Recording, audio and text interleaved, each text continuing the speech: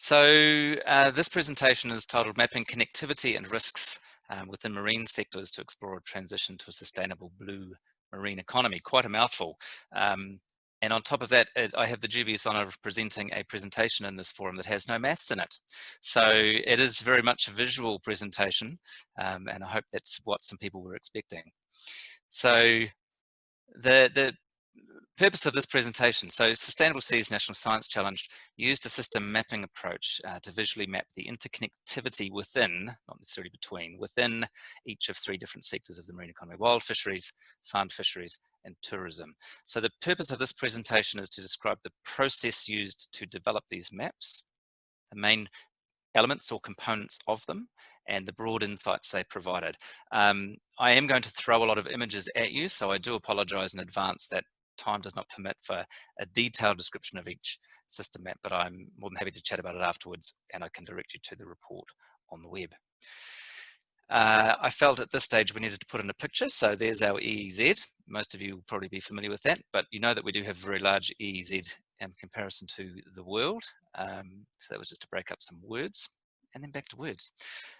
So one of the challenge's main objectives is to enhance the utilisation of marine resources within environmental and biological constraints. One theme or stream of research in the challenge is blue economy. And while that has many different definitions amongst different people, for the challenge, it means generating economic value and contributing positively to social, cultural, and ecological well-being.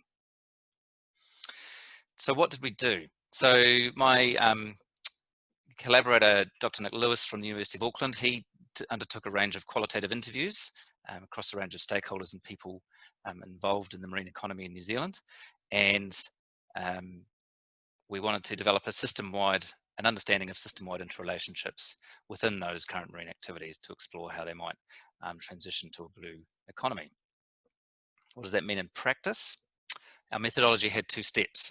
We built these accessible system maps for these marine sectors, and they were based on the relevant marine natural capital, which I'll explain in a moment, which in turn were dependent on the quality of ocean health. Having then developed them, we mapped the identified risks that had come up in those qualitative interviews onto those systems maps and identified the impacts on key capitals. So here, I mean, obviously natural capital is a big component, but we also sought to incorporate the living standards framework. So we sought to map social, cultural, and social, financial, and human. So for this first one, building the system maps. Those of you who may have seen me present last year, one of the threads of my presentations at these things is about systems mapping, and that means many things to many people. I come very much from a system dynamics perspective and a qualitative mapping component. If that doesn't mean anything to you, I use very simple analogies, such as a bathtub. Now, this is a one-slide crash course to how this stuff works, but for those of you that are not familiar, the bathtub is the stock, and the tap in and the drain out are the flows into and out of that stock. So in a visual mapping sense, that analogy becomes a box with arrows going in and out. And so that speaks to the dynamics and change in accumulation of particular stocks of interest over time. So at the core of these different models that we developed are the focusing natural capital stocks. So obviously for wild fisheries, that's fish in general, because it could have been a range of fisheries. For farmed fisheries, it was farmed fish, and for tourism, it was what we called product natural capital, meaning it could be something extractive, or it could be something observed, like a whale. So there's a natural capital component. Arrows in means things that increase that. Arrows out are things that decrease that. And the underlying ocean health is what will support the health of that. And then our map is a range of arrows drawing out those interconnectivities. And as I mentioned, the other three living standards framework capitals are mapped, but the only ones mapped in this box and arrow form are the natural capital. The others are just in color. So let's begin very quickly with the wild fishery. This is what it looked like overall. So you will see at the core of it, these green boxes and arrows. That's the fish stocks and the ocean health. just, sorry, moving the screen. And all these loops relate to a whole bunch of different things and how they're interconnected. So the broad thing to notice is that there's not a lot of arrows sticking out from outside in. Most things are endogenous in terms of the loops, and they include things like desired versus actual rate of return, amount of effort that is included, the catch that is taken, an arrow from that box, obviously, any investment or reinvestment that is made, the market reputation and price, international reputation, fishing management practices, which in this case is broadly all in this area here, fish regeneration in terms of rejuvenation, and ecological risk. So that's a very quick fly through of the wild fishery one. The farmed fishery one, you'll start to notice a theme across all three, has similar central stocks in terms of the natural capital, and similar loops and interrelationships around effort, catch, investment, market reputation, return, and ecological risk. Where the farmed fishing one differs a little bit is the fish farm approval and practices. So where there was a suite of interconnections and influences here around wild fishing types, this is more around consenting and available space and quality of practice amongst fish farming practices. So you'll get a sense that all of these variables are very much high level. This is about synthesizing things together rather than analyzing into the specific components. And you could also consider each of these maps to be almost like a lens through which you might look at a particular operation or a fishery or a region at a different scale. So that's their intention in terms of outlining of the process. Tourism one is similar, but quite a bit different at the same time. So it has the same core stocks, but we have what we call product natural capital. So that's if they're coming to fish or observe a species in particular, like, you know, sword fishing or whales or whatever it might be.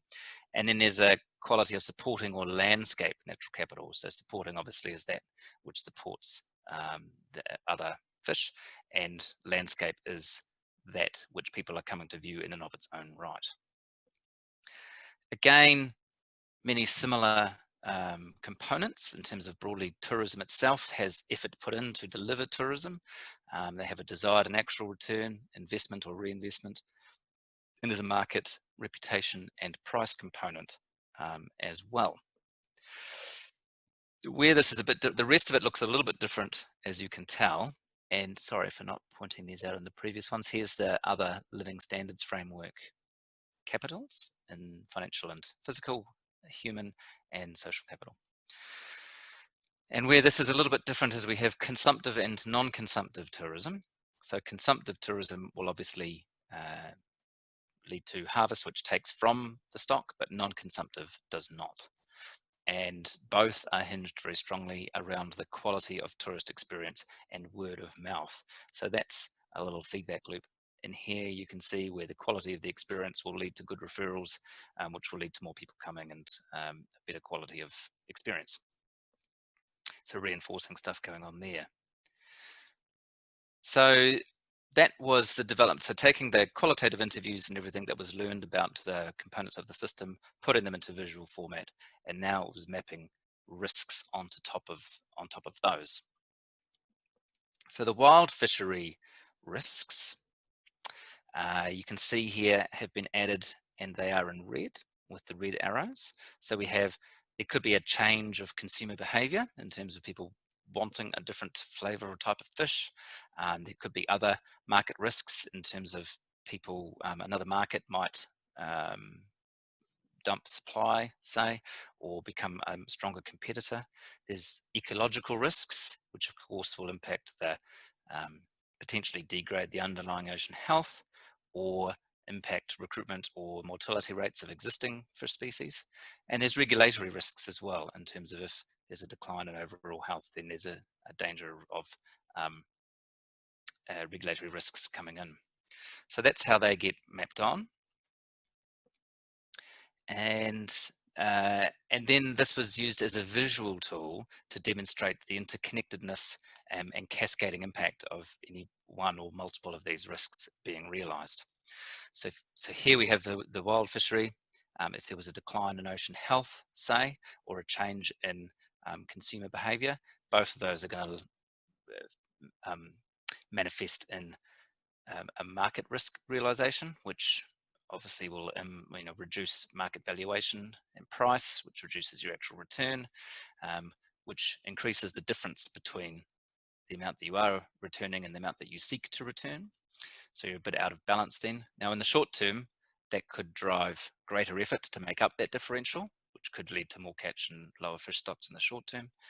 In the longer term, that's going to decrease investment and reinvestment in the fishery itself and in the workers and so on and so forth. So those also potentially go down, leading to a decrease in social capital in the longer term.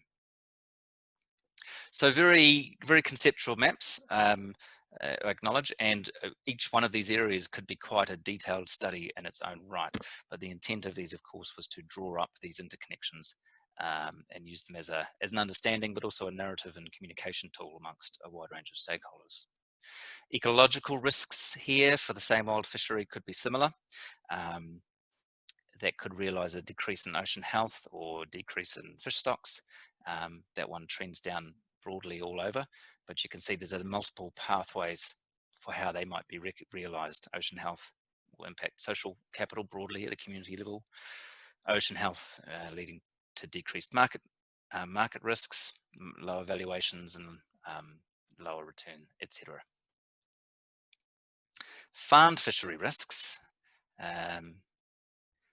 Again, multiple pathways here. So this one is for the regulatory risks in terms of probably kicked off if there's a decreasing level of or quality of the underlying ocean health due to the impacts of fish farming.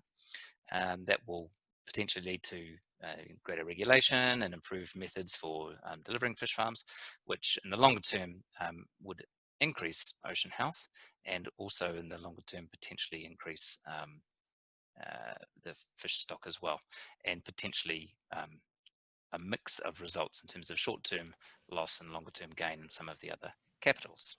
It's 12 minutes. Thank you. And tourism is the one that gets really complex and messy.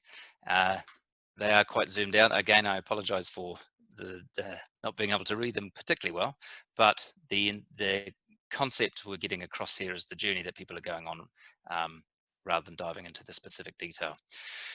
So here, tourism, multiple pathways, and depending on some of the specific relationships going on in the tourism space, it could be an up or a down. So particularly around things like change in travel behavior or travelers becoming more conscious of a carbon footprint.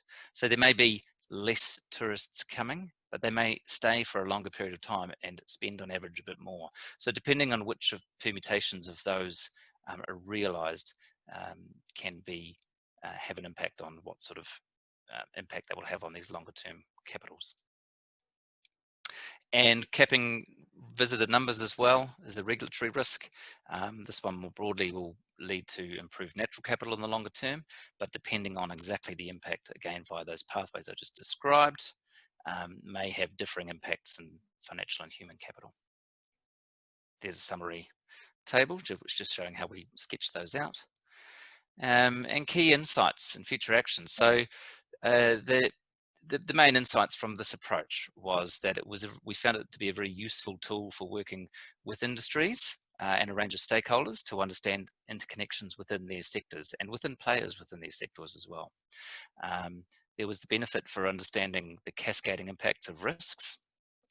And it highlighted in particular that the tourism industry was exposed to a multitude of risks that had not been well researched, or not at that time. They've come up the list. So in particular, the strong codependence of marine and terrestrial tourism and their associated perceptions. And at least partly as a result of this work, tourism has been made one of the priority areas of research moving forward in the Sustainable Seas Research Program. But that was kind of before COVID hit. So that's sort of been a little bit of state of flux since. So that is my presentation. Thank you for listening.